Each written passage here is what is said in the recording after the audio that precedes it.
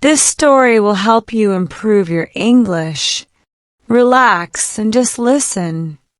Some nights feel heavy, not because you are weak, but because you tried all day. He was not special. He was not the best. Every day he tried. Every day he failed. People told him to stop. They said it was too late, but he kept going. Some days were hard. Some nights were quiet. He felt tired. He felt alone. But he remembered one thing. If he stopped, nothing would change. So he tried again. Not faster. Not stronger. Just again.